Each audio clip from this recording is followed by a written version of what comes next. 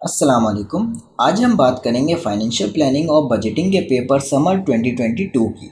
आप में से बहुत सारे लोगों ने इस पेपर की रिक्वेस्ट की थी, तो मैंने सोचा इसका सॉल्यूशन कर देता हूँ।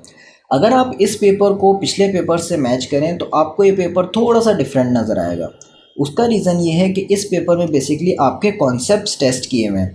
हम पेपर में जो जा रहे हैं वो चीज़ों को याद करके जा रहे हैं कि अगर इस किस्म का सवाल हमसे पूछा जाए तो हम ये पूरा प्रोसेस कर देंगे, इस तरह का सवाल पूछा जाए तो हम वो प्रोसेस कर देंगे। लेकिन अगर थोड़े से भी हम कॉन्सेप्ट्स अगर चेंज हो जाते हैं तो हमारा पूरा सवाल गलत हो जाता है, हम सवाल को समझ ही नहीं पाते, हालांकि चीज़ हमें वही करनी होती है। मेरी इस दफ़ा कोशिश है कि आप लोगों को थोड़ा सा थ्योरेटिकल चीज़ें भी करवाऊँ और थोड़े से इस तरह के कॉन्सेप्ट्स भी टाइम टू टाइम आपके बिल्ड करूँ, ताकि इन केस अगर पेपर इसी तरह का अगर आता है तो आप उसको आराम से टैकल कर सकें। आए इस पेपर को सॉल्व करते हैं। पहले सवाल में आपको बैलेंस शीट दी हुई है और आपसे कहा गया है कि आप इन चार रेशियोज़ को निकालें: quick ratio, current ratio, working capital और डेब्ट रेशियो। इसके लिए आपको ज़रूरी है कि रेशियोज़ के फॉर्मूले आपको याद होने चाहिए। हमारे पास क्विक रेशियो का फॉर्मूला क्या होता है? Current assets minus inventory divided by current liabilities. Current ratio का हमारे पास फॉर्मूला क्या होता है? Current assets divided by current liabilities. Working capital का हमारे पास क्या फॉर्मूला होता है? Current assets minus current liabilities. और फाइनली हमारे पास डेब्ट रेशियो, जिसको डेब्ट टू एसेट रेशियो भी कहते हैं, उसका हमारे पास फॉर्मूला होता है total liabilities divided by total assets. अब सबसे पहला सवाल देख लेते हैं। हमें क्या दिया हुआ है उन्होंने? हमें चाहिए current assets minus of inventory. Current assets हमारे पास ये चारों हैं शुरू के: cash and short term investments, receivables जिसको हम अकाउंट रिसीवेबल भी कहते हैं, इन्वेंट्रीज और प्रीपेड एक्सपेंसेस। अब मैं इन सबको ऐड करूं और इन्वेंट्री को निकालूं, इससे बेहतर ये है कि मैं cash and short term investment, receivable और प्रीपेड एक्सपेंसेस को ऐड कर देता हूं और उसके बाद मैं डिवाइड कर दूंगा टोटल करंट लायबिलिटीज से, जो हमारा 260.2 है। पहले इन तीनों को मैं ऐड कर देता हूँ। ये हमारे पास हो जाएगा 94.6 प्लस 319.4 प्लस 64। मैं इसमें इन्वेंट्री ऐड नहीं कर रहा। डिवाइडेड बाय 260.2, ये हमारे पास हो जाएगा 1.84। ठीक है, ये हमारे पास पहला सवाल था। दूसरे हम देखते हैं। दूसरे में हमारे पास नीचे वही आएगा 260.2, लेकिन इसमें ये क्या कह रहा है? टोटल करंट एसेट्स पूछ रहा है, तो इसके अंदर हमारा क्या आ जाएगा? इसके अंदर हमारी इन्वेंट्री भी ऐड हो जाएगी, यानी कि हमने 94.6 लिया प्लस 319.4, इसमें हमने 64 भी ऐड किया और इसके बाद हमने ऐड कर दिया जो हमारी इन्वेंट्री है 144.6। यहाँ से देख सकते हैं 144.6 इन्वेंट्री भी हम इसमें ऐड कर देंगे। इनको डिवाइड करके हमारे पास आंसर आ जाएगा 2.39। सही है। इन दोनों में फ़र्क क्या होता है? क्विक रेशियो में हम इन्वेंट्री को इंक्लूड नहीं करते और करंट रेशियो में हम टोटल करंट एसेट्स लेते हैं। बस इन दोनों का ये डिफरेंस होता है। इस चीज़ में से अगर इन्वेंट्री आप निकाल देंगे, जो ये वैल्यू है ये आप निकाल देंगे, तो ये आपके पास क्विक रेशियो बन जाएगा। ठीक है। तीसरा हमारे पास है current assets minus current liabilities. Current assets क्या हो गए? ये चारों चीज़ें, और करंट लायबिलिटीज़ हमारे पास क्या है? ये है। जब इन दोनों चीज़ों को हम माइनस करेंगे, इन चारों चीज़ों को हम ऐड करें, तो ये हमारे पास आ जाएगा 622.6 माइनस 260.2, तो ये हमारे पास वैल्यू आ जाएगी 362.4। आखिरी देख लेते हैं total liabilities over total assets. Total liabilities हमें कितनी दी हुई है? 558.8। 558.8। अच्छा, आपको अभी यहाँ पे टोटल एसेट्स निकालने हैं, लेकिन आपको टोटल एसेट्स नहीं दिए हुए, लेकिन आपको ये फॉर्मूला बैलेंस शीट से याद होना चाहिए कि total assets is equals to total liabilities plus equity. ठीक है, तो आपको टोटल लायबिलिटीज और इक्विटी आपको दी हुई है, ये रही टोटल लायबिलिटीज 558.8 और इक्विटी आपकी हो गई 688 को, तो आप इससे डिवाइड कर देंगे 558.8 प्लस 688, तो ये आपके पास डेप्ट रेशियो आ जाएगा 0.448। ये आप लोगों का पहला सवाल कंप्लीट हो गया। अब दूसरे सवाल को देखते हैं। दूसरे सवाल में ये बेसिकली टिपिकल बैक का सवाल है।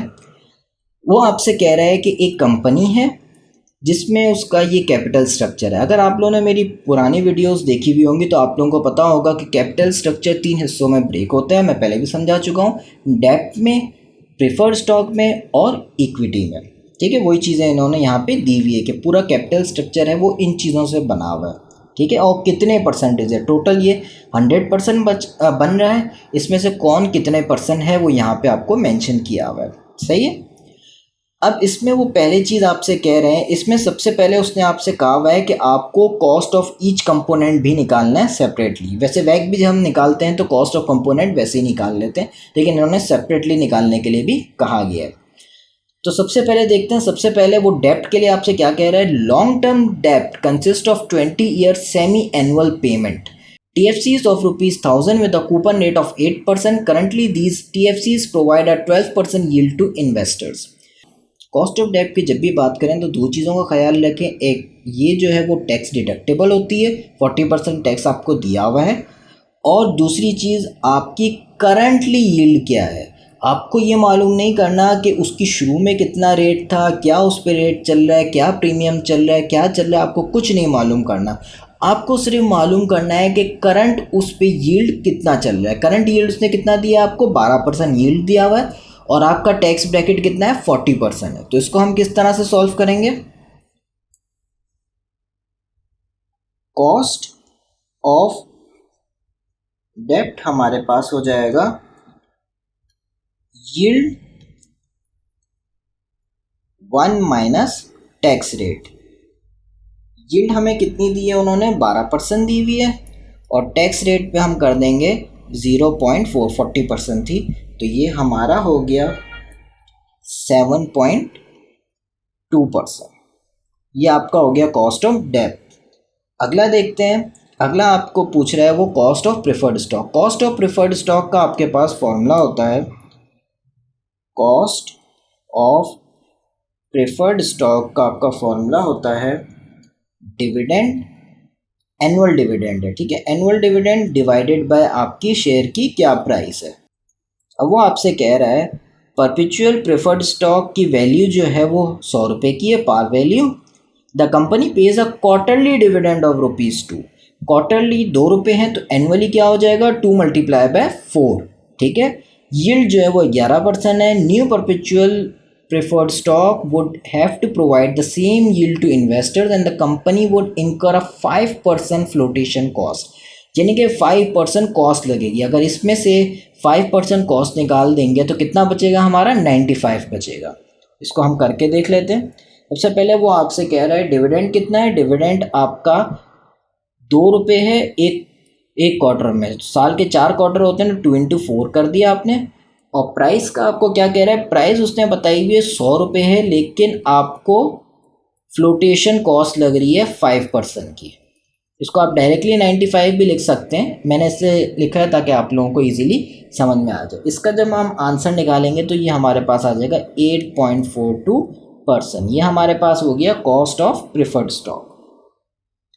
अगला देख लेते हैं। अगला हमसे वो पूछ रहा है cost of equity. Cost of equity CAPM से हम लोग निकालते हैं, कैपिटल एसेट प्राइसिंग मॉडल से। उसमें आपको बीटा उसने दिया हुआ है, रिस्क फ्री रेट दिया हुआ है और मार्केट रिटर्न भी दिया हुआ है। कॉस्ट ऑफ इक्विटी के लिए हम लोग कैपेम यूज करते हैं।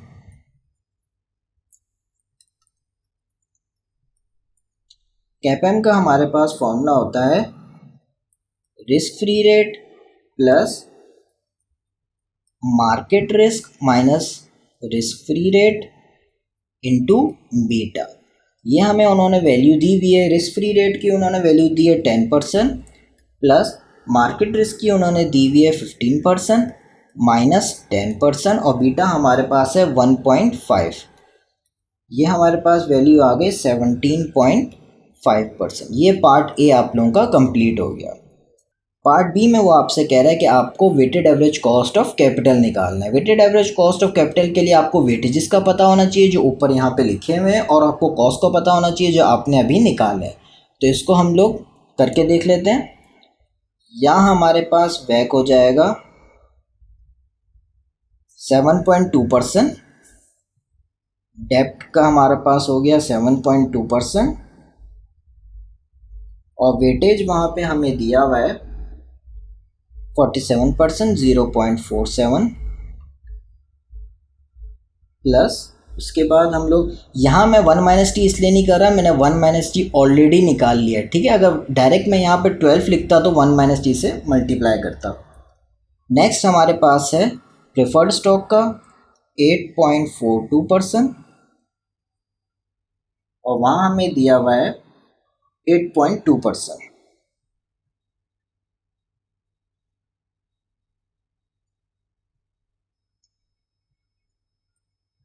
और यहाँ पे हमारे पास हो गया 17.5% और ये हमारा मल्टीप्लाई हो जाएगा, वहाँ पे दिया हुआ है 44.8%, 0.448। आप लोगों को मैंने पिछले लेक्चर में बताया था कि मैं इन चीज़ों को परसेंटेज में क्यों लिखता हूँ और जो ये चीज़ें हैं मैं इनको परसेंटेज में क्यों नहीं लिखता, ताकि मुझे एंड में जाके कन्वर्जन नहीं करना पड़े। मैं अपनी आसानी के लिए लिखता हूँ ताकि एक ही बारी में मुझे आंसर आ जाए। आप चाहें तो इसको परसेंटेजेस में भी कन्वर्ट कर सकते हैं या इनको आप नॉर्मल डेसिमल में भी कर सकते हैं, जैसे आप चाहें कर सकते हैं, लेकिन याद रखिएगा इसको आखिर में परसेंटेज की फॉर्मेट में ले आइएगा, ठीक है। ये हमारे पास आंसर हो गया 11.91%। ये आप लोगों का क्वेश्चन 2 भी ख़त्म हुआ। क्वेश्चन नंबर 3 देख लेते हैं। इसमें वो आपसे कह रहा है कि एक कंपनी है जो कि 3 म्यूचुअली एक्सक्लूसिव प्रोजेक्ट्स लेना चाह रही है। म्यूचुअली एक्सक्लूसिव का मतलब ये है कि आप एक प्रोजेक्ट ले सकते हैं तो दूसरा नहीं ले सकते, ठीक है। यानी कि 2 प्रोजेक्ट्स या 3 प्रोजेक्ट्स आपस में नहीं ले सकते, सिर्फ एक वक्त में आपको एक ही प्रोजेक्ट लेना है। आपको ये बताना होगा सबसे ज़्यादा प्रॉफिटेबल इसमें से प्रोजेक्ट कौन सा होगा। इसमें उन्होंने एक ही कंडीशन आपको बताई हुई है कि आपको वर्किंग कैपिटल जो है वो 20% एनुअल सेल्स का लगेगा, जो कि इमीडिएटली आपको देना पड़ेगा और आपके 5 साल के बाद आपको वापस रिटर्न हो जाएगा। Working capital at the rate 20% of the expected annual sales will be required immediately, फ़ौरन आपको देना पड़ेगा इन ईच केस, तीनों केसेस में, and will be recovered in full when the projects end in 5 years time, और 5 साल के बाद आपको ये मिल जाएगा। कॉस्ट ऑफ कैपिटल आपको दिया हुआ है और आपसे कहा है कि एनपीवी आप तीनों का निकालें और सजेस्ट करें कौन सा बेहतर है। आप लोगों को मेरे एनपीवी के पिछले सवालात में याद होगा हम क्या करते थे एनपीवी में। एनपीवी में हम लोग सबसे पहले करते थे नेगेटिव लेते थे हम सारी इन्वेस्टमेंट्स और कैश फ्लो को हम लोग पॉजिटिव लेते थे, लेकिन उसके साथ हम क्या करते थे 1 प्लस जो भी हमें रेट दिया हुआ और उसको हम पावर में लेते थे n। जैसे पहले साल में आ रहा होगा तो यहाँ 1 ले लेंगे, दूसरे साल में आ रहा होगा तो हम उसको 2 ले लेंगे एंड सो ऑन, ये हमारे पास चलता रहेगा, ठीक है। अगर ये वैल्यू हमारे पास पॉजिटिव आती है तो इसका मतलब ये प्रोजेक्ट गुड है, अगर नेगेटिव आती है तो इसका मतलब यहाँ पे हमें लॉस होगा। तो चलें ये सवाल देख लेते हैं। सबसे पहले वो आपसे क्या कह रहा है, estimated cost on plant and machinery. Project जब हम x ले रहे हैं तो हमारी इनिशियली इन्वेस्टमेंट ये हो रही है। यूनिट सेल्स हमारे पास कितनी है, इतनी है 75,000 और पर यूनिट जो आपका सेलिंग प्राइस है वो 80 रुपीज़ है और पर यूनिट आपका जो वेरिएबल कॉस्ट है वो 62 रुपीज़ है। आप लोगों को कंट्रीब्यूशन मार्जिन का कॉन्सेप्ट याद होगा, selling price minus variable cost आपकी कंट्रीब्यूशन मार्जिन होती है। या मैं आप लोगों को दोबारा रिपीट करवा देता हूँ। कंट्रीब्यूशन मार्जिन बेसिकली कितना कंट्रीब्यूशन है आपका, ये आपका निकलता है selling price minus variable cost. आप लोगों को याद होगा मैंने एक इक्वेशन ब्रेक इवन की आपको इक्वेशन करवाई थी, selling price minus variable cost minus fix cost is equals to 0। ये ब्रेक इवन की आपकी इक्वेशन थी, ठीक है। ये जो आपका टर्म होता है ये पूरा आपका कंट्रीब्यूशन मार्जिन होता है। यहाँ पे ये चीज़ की आपको ज़रूरत नहीं है क्योंकि आप इनिशियली इन्वेस्टमेंट आप कर रहे हो, सही है। तो हम देख लेते हैं फिलहाल हमारा वो क्या है, इसमें हमारे पास सेलिंग प्राइस जो है उसने 80 दी हुई है प्रोजेक्ट एक्स में। प्रोजेक्ट एक्स कर रहे हैं हम लोग, 80 की हमें प्राइस दी है। वेरिएबल कॉस्ट जो हमें वो 62 का ले रहा है। तो हमारी कंट्रीब्यूशन पर यूनिट पे हमारा कंट्रीब्यूशन कितना है, 18 रुपये का है। तो हमारा कैश फ्लो कितना है, 5 सालों तक वो आपसे कह रहा है कि आपको कैश फ्लो मिलेगा कितना, 18 इंटू 75 के। यूनिट्स आपके कितने हैं, 75 के हैं, और कंट्रीब्यूशन आपका 18 रुपये का है। तो टोटल आपका ये हो जाएगा 1.35 मिलियन का कंट्रीब्यूशन आपको, कैश फ्लो आपको मिलेगा। अब इन्वेस्टमेंट वो आपसे क्या कह रहा है, ईयर ज़ीरो में हमारी इन्वेस्टमेंट कितनी है। ईयर ज़ीरो में हमारी इन्वेस्टमेंट 2.8 मिलियन है। ये मैं आप लोगों को वहाँ दिखा देता हूँ। इनिशियली जो 2.8 मिलियन का मैंने लिखा है वो ये रहा हमारा, ठीक है। इन दोनों को मैंने माइनस करके कंट्रीब्यूशन निकाल के 75 के जो हमारी सेल्स हो रही है उसको निकाला है, तो वो हमारे पास कैश यूनिट हुआ, कैश, वो हमारे पास कैश फ्लो आ गया। और कैश फ्लो हमारा 5 साल तक चलेगा, तो 5 साल तक हमें ये अमाउंट मिलती रहेगी। प्लस उसने हमसे क्या किया, 20% ऑफ एनुअल सेल्स भी हमें निकालनी है। तो 20% ऑफ एनुअल सेल्स हमारी क्या हो जाएगी, हमारी सेल्स कितनी है, सेल्स हमारी हुई है 75K की, और हमारी प्राइस कितनी है 80 रुपीज़ की। यहाँ प्रॉफिट नहीं लगाएंगे, वो सेल्स की बात कर रहा है, ठीक है। और उस पर हम करेंगे 20%, वो कह रहा है। तो ये हमारे पास वैल्यू आ गई 1.2 मिलियन की। तो ईयर ज़ीरो की जब मैं बात कर रहा हूँ तो हमारे पास एक तो ये इन्वेस्टमेंट जा रही है और हमारे पास एक ये इन्वेस्टमेंट जा रही है। तो इसका एनपीवी हम किस तरह से निकालेंगे, एनपीवी इज इक्वल्स टू, सबसे पहले हम लिख देंगे कि हमारी कॉस्ट कितनी है, इन्वेस्टमेंट हमारी क्या है 2.8 मिलियन की है, माइनस 1.2 मिलियन की है।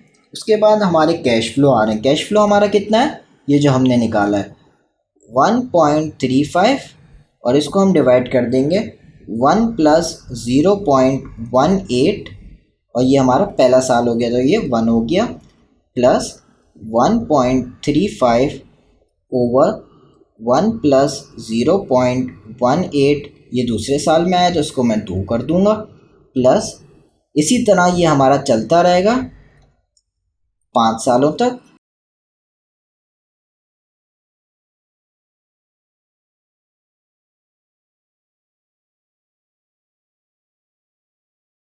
पाँच सालों में थोड़ा सा चेंज आएगा, क्यों चेंज आएगा, क्योंकि वो आपसे क्या कह रहा था, आपके ये 1.2 मिलियन जो है ये दोबारा आपके रिकवर होंगे। ये देखें यहाँ पे इसने क्या लिखा हुआ है, will be recovered in full when the project ends in 5 year. इनके 5 साल के बाद आपको ये पूरी रिकवर हो जाएगी। तो मैंने 5 ये अमाउंट यहाँ पे दे दी, क्योंकि 5 साल में एक तो ये हमें कैश फ्लो मिलेगा प्लस ये अमाउंट भी मिलेगी। जब ये टोटल हम कैलकुलेशन कर लेंगे तो हमारे पास वैल्यू आ जाएगी 0.746 मिलियन। ये हमारी हो गई प्रोजेक्ट एक्स की एनपीवी, मैं यहाँ लिख देता हूँ प्रोजेक्ट एक्स की, ठीक है। यही चीज़ हम करेंगे प्रोजेक्ट वाई और प्रोजेक्ट जेड में। वाई के केस में हमारा क्या हो जाएगा, वाई के केस में हमारी जो ये अमाउंट थी 2.8 मिलियन की हमारी इन्वेस्टमेंट थी, वहाँ क्या हो जाएगी 4.8 मिलियन की इन्वेस्टमेंट हो जाएगी, और जेड के केस में 1.2 मिलियन की इन्वेस्टमेंट हो जाएगी। कंट्रीब्यूशन मार्जिन उस केस में कैसे निकालेंगे, वाई के केस में 50 माइनस 24 हो जाएगा, और जेड के केस में 100 माइनस 91 हो जाएगा। सिमिलरली जो भी हमारा कंट्रीब्यूशन मार्जिन निकलेगा उसको हम मल्टीप्लाई कर देंगे जो भी हमारे नंबर ऑफ यूनिट सेल हुए हैं। जैसे वाई के केस में 80 के सेल्स हुए हैं और जेड के केस में 120 के सेल्स हुई हैं, सही है। और ये जो हमारी इन्वेस्टमेंट है जो पहले यहाँ पे आपसे जाएगी और यहाँ पे आपसे रिकवर हो जाएगी, इसको हम कैसे करेंगे, यहाँ पे आपका वाई के केस में क्या हो जाएगा 80 के हो जाएगा, मल्टीप्लाई बाय आपका 50 हो जाएगा, और ये 2.2 आपका सेम रहेगा। जो भी यहाँ पे वैल्यू आ जाएगी वो यहाँ और यहाँ चली जाएगी। और जेड के केस में आपका क्या हो जाएगा, जेड के केस में ये आपका 120 के हो जाएगा और ये आपका 100 हो जाएगा। बाकी सेम टू सेम आपकी वही चीज़ हो जाएगी। इस सवाल में आपके पास इसी तरह 3 एनपीवी आ जाएंगे। एक एनपीवी एक्स का हमने निकाल लिया, एक एनपीवी वाई का आ जाएगा, एक एनपीवी जेड का आ जाएगा। आपको वो वैल्यू सेलेक्ट करनी होगी जिसकी वैल्यू सबसे ज़्यादा। फॉर एग्जांपल एनपीवी जेड आपने निकाला है, एनपीवी जेड आपके पास आ रहा है 0.81 मिलियन, तो आप कहेंगे कि आपका जेड सबसे बेहतरीन प्रोजेक्ट है, आप जेड को सेलेक्ट करेंगे। लेकिन इनकेस आपके पास वाई और जेड दोनों कम आ रहे हैं, एक 0.71 आ रहा है, एक 0.5 आ रहा है, तो आप एनपीवी एक्स का सेलेक्ट करेंगे, यानी कि आप प्रोजेक्ट एक्स को सेलेक्ट करेंगे उस सूरत में। इसमें बस यही, इस क्वेश्चन में यही करना था। अगला सवाल कर लेते हैं। अगले सवाल में उसने एक आपसे कॉन्सेप्ट पूछा हुआ है स्ट्रिक्ट रेजिडुअल डिविडेंड पॉलिसी का। बेसिकली आपको इस चीज़ का पता होना चाहिए कि ये डिविडेंड पॉलिसी कहती क्या है। अगर आपको ये पता होगा तो ये सवाल आप इजीली अटैम्प्ट कर सकते हैं, वरना आप अटैम्प्ट नहीं कर पाएंगे। रेजिडुअल डिविडेंड पॉलिसी का मतलब ये होता है कंपनी अपने पास ज़ीरो कैश रखती है, अपने पास कुछ कैश नहीं रखेगी। वो जो भी उसकी इनकम होगी, नेट इनकम होगी, या तो वो अपने कैपेक्स में लगा देगी, कैपिटल एक्सपेंडिचर्स में और वर्किंग कैपिटल में लगा देगी, या फिर वो डिविडेंड पे कर देगी। अब ये कंपनी के ऊपर डिपेंड करता है कि अगर उसको कुछ री इन्वेस्टमेंट करनी है तो हो सकता है कि वो पूरी की पूरी अमाउंट इस पे लगा दे, और अगर ये नहीं है उसके पास तो हो सकता है अपनी पूरी की पूरी नेट इनकम है वो अपनी डिविडेंड पे लगा दे। और हो ये भी सकता है कि पहले जैसे फॉर एग्ज़ाम्पल उसकी 100% नेट इनकम में से हो सकता है 60% वो यहाँ लगा दे, और जो बची कुची हो 40% वो यहाँ लगा दे। ठीक है, ये डिपेंड करती है, लेकिन हमेशा पहले वो इस चीज़ का देखती है, उसके बाद जो बचता है वो इधर दे देती है और अपने पास कुछ भी नहीं रखती। ये आपकी हो गई रेजिडुअल डिविडेंड पॉलिसी। सवाल देख लेते हैं। वो आपसे कह रहा है एक कंपनी है जो कि ये पॉलिसी फॉलो करती है। कैपिटल स्ट्रक्चर क्या है, 60% डेब्ट है, 40% उसका इक्विटी है। Earning after income and tax for the year are 2.5 million. अब यहाँ पे उन्होंने आपको कंफ्यूज किया हुआ है, उन्होंने आपको earning before income and tax नहीं, ईबीआईटी नहीं है ये चीज़, earning after interest and tax है। यानी कि ईबीआईटी में से जो आपकी अर्निंग होती है उसमें से जब आप इंटरेस्ट निकाल देते हैं और टैक्स निकाल देते हैं तो वो आपकी नेट इनकम होती है। बेसिकली ये जो है earning after interest and tax, ये आपकी नेट इनकम हो गई। तो नेट इनकम आपके पास 2.5 मिलियन हो गए। अब वो आपसे कह रहे हैं सबसे पहले सवाल में, what is the maximum amount of capital expenditure possible without raising new equity. Possible कितना है कि वो रेस करे। इस सवाल को करके देख लेते हैं। हमारे पास जो नेट इनकम है उसमें से हम डेब्ट की पेमेंट कर देंगे। डेब्ट हमारा 60% है, नेट इनकम हमारे पास 2.5 मिलियन की है, और डेब्ट जो है वो हमारे पास 60% का है, तो हमारे पास ये अमाउंट बच गई 1 मिलियन। ये वो अमाउंट है जो हम इक्विटी होल्डर्स में या तो दे सकते हैं। सबसे पहले या तो हम कैपेक्स में देंगे और जो बचेगा वो हम डिविडेंड में देंगे। ठीक है, उसमें आपने सवाल में आपसे क्या पूछा गया कि आप मैक्सिमम कैपेक्स में कितना लगा सकते हो, यानी कि आप डिविडेंड 0 दोगे तभी आप मैक्सिमम कैपेक्स में लगाओगे। तो मैक्सिमम जो आपका कैपेक्स में आप लगा सकते हो वो आपकी यही अमाउंट हो गई 1 मिलियन की। ठीक है, ये आपका पहला सवाल था, बिल्कुल आसान था। सिर्फ आपको ये पता होना चाहिए कि ये रेजिडुअल पॉलिसी क्या थी। आपको अगर पता थी तो ये आसानी से आपने ये वाला सवाल कर लिया। पार्ट बी देखते हैं इसका। Suppose the plan investment outlay for the coming year are इतना, 4 मिलियन की आपकी इन्वेस्टमेंट लग गई। Will this company be paying a dividend, if so how much. अब वो आपसे कह रहा है कि उसकी नेट इनकम इतनी थी और इन्वेस्टमेंट लग गई इतनी, तो ये तो आपका नुकसान हो गया।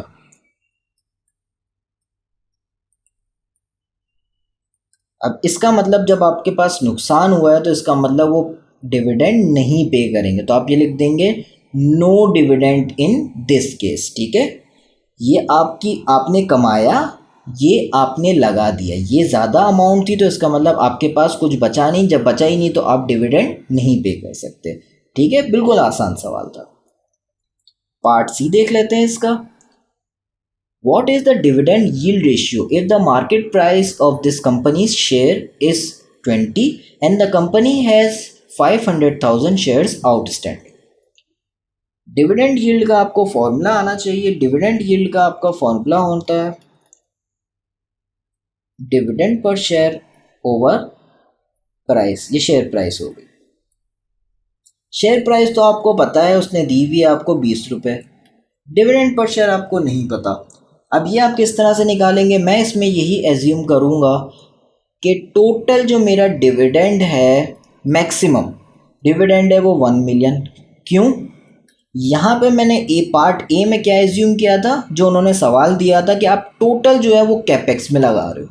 पार्ट सी में मैं ये एज्यूम कर रहा हूँ कि मैं टोटल जो है वो डिविडेंड में लगा दूंगा। तो ये 1 मिलियन की अमाउंट मैंने डिविडेंड में ही लगा दी। तो टोटल 1 मिलियन की अमाउंट है और शेयर्स कितने हैं, 500,000 है, यानी कि 0.5 मिलियन है।